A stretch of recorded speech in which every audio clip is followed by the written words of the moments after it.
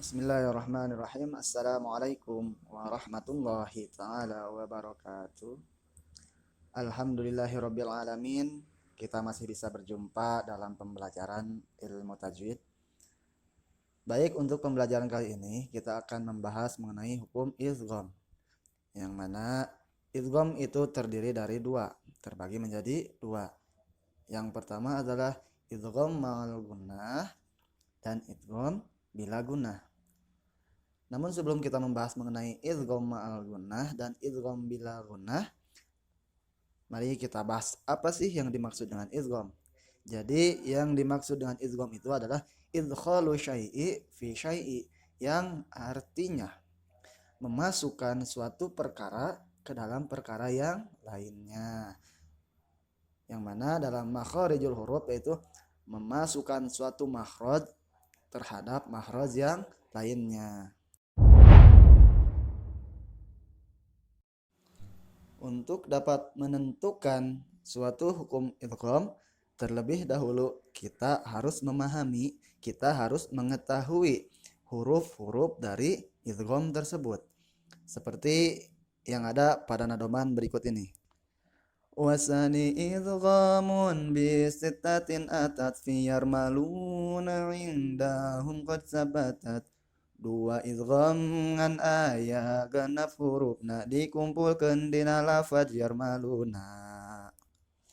Sesuai dengan nazoman tadi, bahwa seluruh huruf dari idgham tersebut jumlahnya ada 6, yang mana yang dikumpulkan dalam lafaz yarmaluna yaitu 1 ya, 2 ro, 3 mim, 4 lam, 5 wawu, dan yang keempat dan yang keenam nun. Nah, dari keenam huruf tersebut terbagi ke dalam 2 bagian.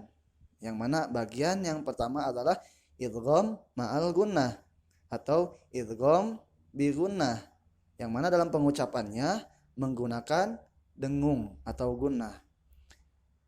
Huruf dari idgham ma'al gunnah tersebut terdiri dari 4 huruf yang lebih kita kenal dengan lafaz yanmu, yaitu 1 iya, 2 nun, 3 mim, dan yang keempat wawu. Mari kita beri contoh, 2 contoh yang mana hukum bacaan idgham ma'al gunnah.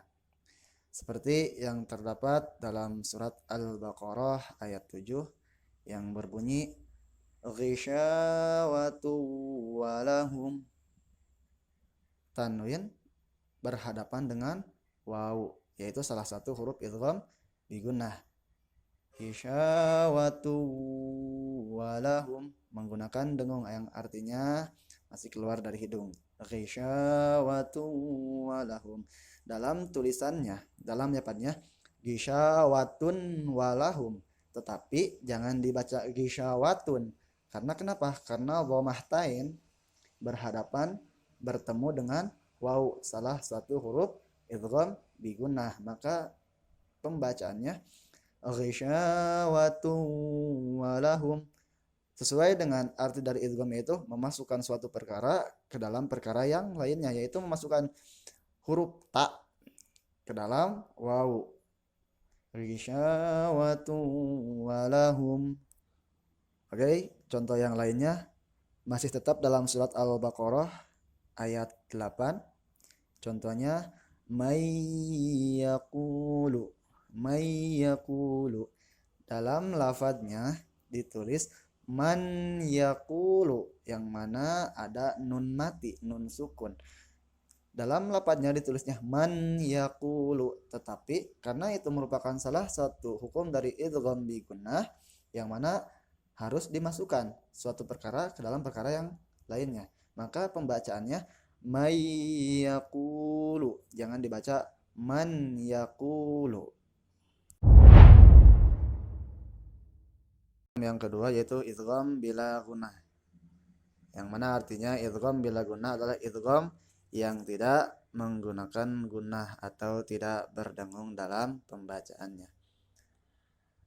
Patokan dalam menentukan idgham bila gunah adalah ketika nun sukun dengan tanwin bertemu dengan salah satu huruf idgham bila gunah, yang mana huruf idgham bila gunah tersebut terdiri dari dua makhraj.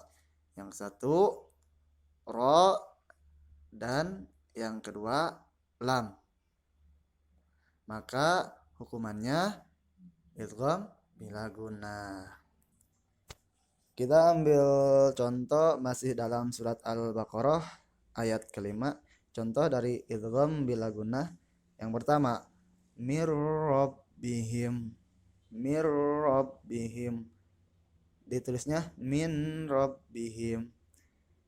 Nun sukun bertemu dengan ro, salah satu huruf idgham bila gunah. Maka pembacaannya harus dimasukkan mir rabbihim, tetapi tidak berdengung. Mir rabbihim. Itu yang pertama. Dan untuk contoh yang lam masih sama dalam surat Al-Baqarah tetapi ayat ke-22. Contohnya rizqan lakum.